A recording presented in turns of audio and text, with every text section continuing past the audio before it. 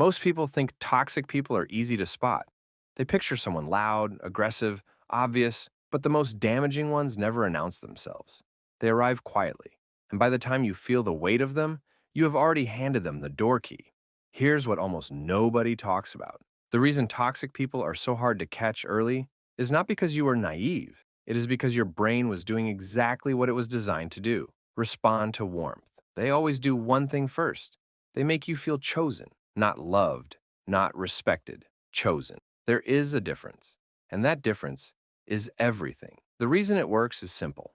Intense attention feels like proof that you matter, that you are worth someone's full focus. And your brain, starved for that feeling in a world where most people are half present, does not stop to ask whether the warmth is real. It just leans in, hard.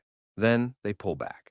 Suddenly, you are chasing a version of them that may never have existed, and you do not even realize you are running. The second thing they always do is find the crack before they find the wall. It does not look like manipulation. It looks like curiosity. They ask you things most people never ask: why you pulled away from a friend, what your father never said, what you wish someone had noticed about you sooner. And it feels like finally being understood. But they are not listening to connect, they are listening to locate. Because once they know where you are softest, they know exactly where to press when they need control. Most people mistake being truly seen for being truly safe. Those are not the same thing. Then the doubt starts. And this is the part that is hardest to explain to someone who has not lived it. It never comes as an attack. It comes as a tone, a pause after you share something you are proud of, a half smile when you talk about your plans, nothing you can screenshot, nothing you can point to in an argument. But something in your body starts keeping score.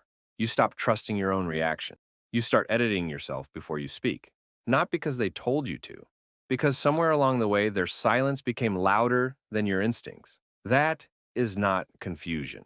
That is the strategy working exactly as intended. By the time most people see it clearly, they have spent months, sometimes years, filtering themselves through someone else's opinion. The version of you that existed before them starts to feel distant, like a song you used to know, but cannot quite remember anymore. That is not weakness. That is what sustained emotional pressure does to any human nervous system. It rewires what feels normal. But here's what that also means: the same brain that was shaped by that experience can be reshaped by new ones, not through effort or motivation, through consistent exposure to people who make you feel steady, not chosen. The goal coming out of something like this is not to become harder. It is to become more patient, with trust, with time, with the process of letting someone prove themselves slowly across ordinary moments, not just the ones where they were trying to impress you.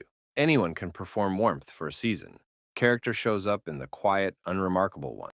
If something in this landed, drop it in the comments. I read everyone.